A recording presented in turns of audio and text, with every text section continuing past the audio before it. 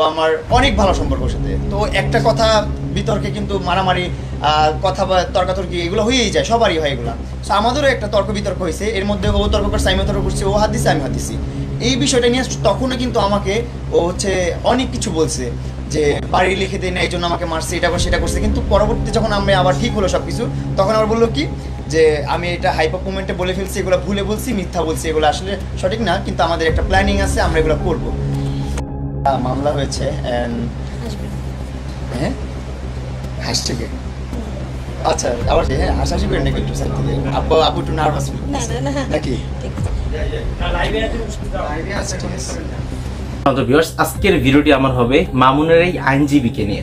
আইনজীবী আমরা এতদিন জানতাম আদালতে একটা যখন শুনানি হয়, শুনানি হওয়ার পর আদালতে যে সিদ্ধান্ত দেয় এইটা হয়তো মিডিয়ার মাধ্যমে এসে বলে, কিন্তু এই মহিলা নাছোর বান্দা, সে আসছে মামুনের সঙ্গে পাশে বসে, সে ভাইরাল হতে আসছে কিনা সেটাও সন্দেহজনক হচ্ছে এখন আমার। কেননা তিনি একজন আইনজীবী, তিনি তার মামলা নিয়ে লড়বেন, কিন্তু তিনি আসছেন এখন যেহেতু একজন টিকটকার, একটা মূর্খ ভাই, এরকম একটা পোলা তার সঙ্গে এসে বসে এখন নিজেকে ভাইরাল করছে। একজন শিক্ষিত মানুষ ভাই, তিনি একজন যেহেতু আইনজীবী আর তিনি যেহেতু একজন অ্যাডভোকেট, অবশ্যই শিক্ষিত, তার কাছে বসে বসে এরকম প্রমোট নেওয়ার চেষ্টা করতেছে কিভাবে ভাইরাল হওয়া যায়।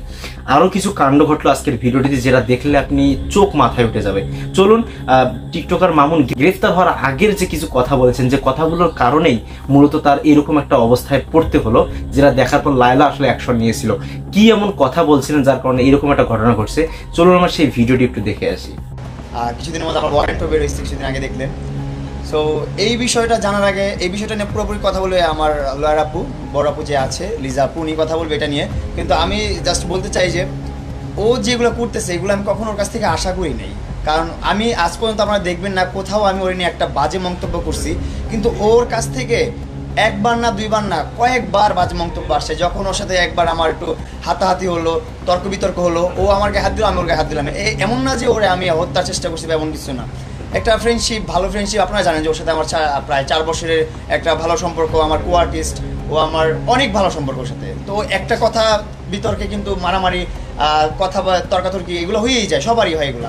সো আমাদেরও একটা তর্ক বিতর্ক হয়েছে, এর মধ্যে ও তর্ক করছে, আমি তর্ক করছি, ও হাত দিছে আমি হাত দিছি।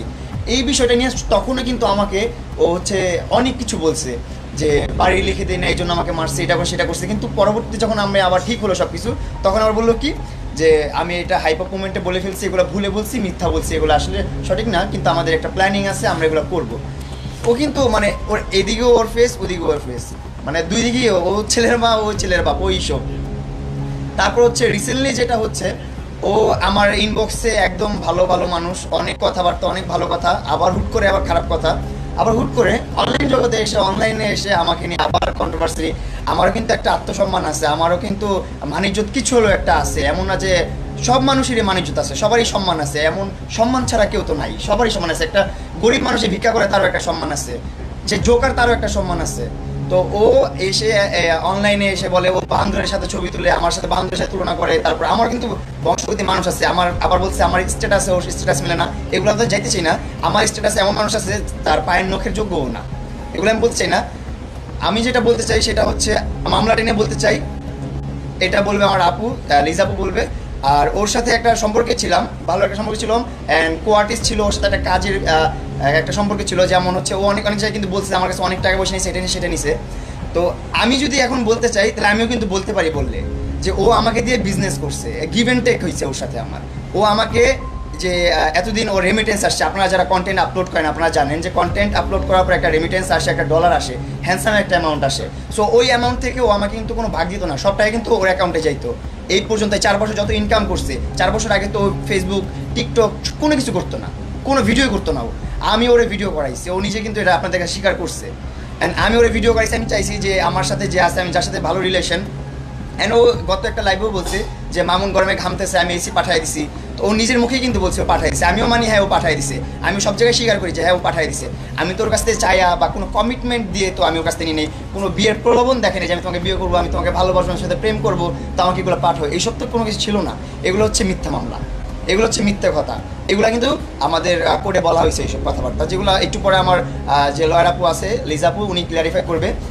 তারপর আরও অনেক কিছু আছে, অনেক এলিগেশন লাগানো হয়েছে, অনেক বাজে বাজে এলিগেশন লাগানো হয়েছে, যেগুলো আমি কখনো চিন্তা ভাবনা করি নাই, কখনো ভাবতেও পারি নাই যে লেলার মুখ থেকে এই সমস্ত কথাবার্তা আসবে, কারণ ওর যে লয়ার, ওর কথার বাইরে তো লয়ার কথা বলবে না, এটা তো আপনারা জানেন। আমার যে লয়ার, আমি যেভাবে বলবো, আমি যেভাবে দেখাবো, আমার মামলাটা যেরকম হবে, উনি স্টাডি করবে আমার মামলাটা নিয়ে, যখন বুঝবে তখন তো ওইটা নিয়ে ওইভাবেই কথা বলবে। উনি নিজে থেকে বানায় কোনো কথা বলবে না। তো ওনার লয়ারও, লেলার যে লয়ার ছিল, উনিও তো বানায় কোনো কথা বলে নাই, ওনাকে লেলা শিখাই দিচ্ছে, তারপরে উনি বলছে।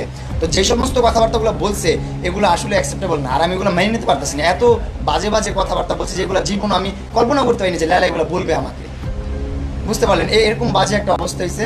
যাই হোক, আমি এই মামলাটা নিয়ে এখন শুনতে চাই লিজাপুর কাছ থেকে, আপনাদের কাছ থেকে একটু 5 মিনিট সময় নিয়ে আমি যে লিজাপু মামলাটা নিয়ে একটু খুলে বলুক, তারপর আপনাদের প্রশ্নগুলো আমি শুনি।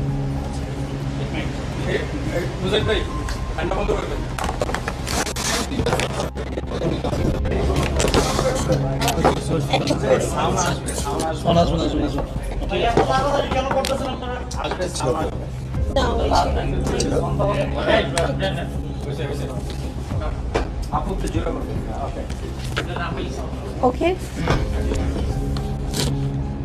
আজকে আমরা সবাই এখানে উপস্থিত হয়েছি যে মামলাটি নিয়ে কথা বলার জন্য। সেই মামলাটি হয়েছে জিআর মামলা নং 132 2023, ক্যান্টনমেন্ট থানার মামলা নং 2023 5/12। আমার মক্কেল আব্দুল্লাহ আল মামুন আদালতে উপস্থিত হয়ে জামিনের প্রার্থনা করেন এবং আদালত সন্তুষ্ট হয়ে আব্দুল্লাহ আল মামুনের কেসে প্রাইমা ফেসি না থাকায় আদালত মামুনের জামিনের আবেদন মঞ্জুর করেন এবং আমরা তার প্রতি সন্তুষ্ট।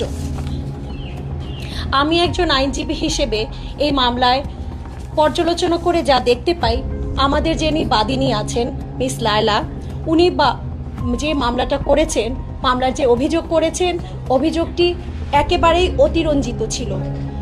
কিভাবে অতিরঞ্জিত ছিল সেটাই আপনাদের কাছে আমি ক্ল্যারিফাই করব। বাদী বলেছেন আসামি তার হাতে থাকা মোবাইল দ্বারা বাদীর মুখে, চোখে, মাথাসহ বিভিন্ন স্থানে, শরীরের বিভিন্ন জায়গায় গুরুতর জখম করেন। কিন্তু এই মামলায় মেডিকেল সার্টিফিকেট যেটা দাখিল করা হয়েছে, সেখানে গুরুতর জখমের কোনো বর্ণনা পাওয়া যায়নি। মেডিকেল সার্টিফিকেটে যে ধরনের ফিজিক্যাল অ্যাসল্টের কথা বলা হয়েছে, এটা দুজন মানুষের সামান্য হাতাহাতির মাধ্যমেই হতে পারে। চার্জশিটে যে ধরনের আঘাতের কথা বলা হয়েছে, তদন্তকারী কর্মকর্তা তার তদন্ত শেষে চার্জশিট দাখিল করেছেন, সেখানে উল্লেখ করেছেন আঘাতের ধরন সিম্পল ইন নেচার। আঘাতের ধরন সিম্পল ইন নেচার। এখন আমার আসামি যদি বাদীকে মোবাইল কিংবা শক্ত কোনো ধারালো ধাতব পদার্থ দ্বারা মুখমণ্ডল কিংবা মাথাসহ বিভিন্ন জায়গায় আঘাত করতেন, তাহলে মেডিকেল সার্টিফিকেটটা হতো গ্রিভিয়াস ইন নেচার। কিন্তু এ ধরনের গুরুতর কোনো জখমের কথা আমাদের প্রাপ্ত মেডিকেল সার্টিফিকেটে উল্লেখ করা হয়নি। তাছাড়া বাদীর চিকিৎসা সংক্রান্ত কাগজপত্র পর্যালোচনা করে দেখা যায় বাদিনী সেদিন কোনো হসপিটালে ভর্তি হয়নি। তিনি শুধুমাত্র 10 টাকায় একটি টিকিট কেটে কুর্মিটোলা জেনারেল হসপিটালে একটা চিকিৎসা নিয়ে বাসায় ফিরে আসেন। বাদিনীকে যদি হত্যার উদ্দেশ্যে আমার আসামি আঘাত করত, তাহলে তার কমপক্ষে 1 সপ্তাহ হাসপাতালে ভর্তিয়াধীন থাকা উচিত ছিল। যেভাবে উনি আঘাতের যে বর্ণনা উনি দিয়েছেন, যদি সেটা সত্যি হতো, সাথে সাথে বাসায় ফিরে যেতে পারতেন না। বাদীকে ঔষধের যে প্রেসক্রিপশন দিয়েছেন, সেখানে দেখা যায় একটি গ্যাসের ওষুধ সার্জাল 10 এবং একটি সার্জাল 20 এবং একটি জিরো পেইন নামে একটা ওষুধ, যেটা 10 mg। বেধড়ক মারপিটের কথা যেটা বলা হয়েছে, আপনাদের কি মনে হয় শুধুমাত্র একটা গ্যাসের ওষুধ আর একটা জিরো পেইন দিয়ে হালকা একটা, হ্যাঁ আমার আসামি আমাকে বলেছেন যে হ্যাঁ আপু আমাদের কথা কাটাকাটি হয়েছে, হয়নি তেমন না, কথা কাটাকাটি হয়েছে, ও আমাকে অ্যাসাল্ট করেছে, আমিও করেছি, কিন্তু আলটিমেটলি ও আমার অ্যাসাল্টে এসে গিয়ে একটা লাইভ করলো, সেখানে কোনো রক্তপাতের ঘটনা আমরা দেখিনি। বেধড়ক মারপিটের কথা বলা হয়েছে প্রকাশ্য রাস্তায় বাদিনীকে মামুন ফেলে বাদিনীকে মারধর করেছে এবং গলা টিপে ধরেছে। আচ্ছা, তাহলে বেধড়ক মারপিটের যে অভিযোগ সত্য হলে চিকিৎসা প্রক্রিয়া, জখমের ধরন এবং প্রেসক্রাইবড ওষুধ ভিন্ন ধরনের হতো।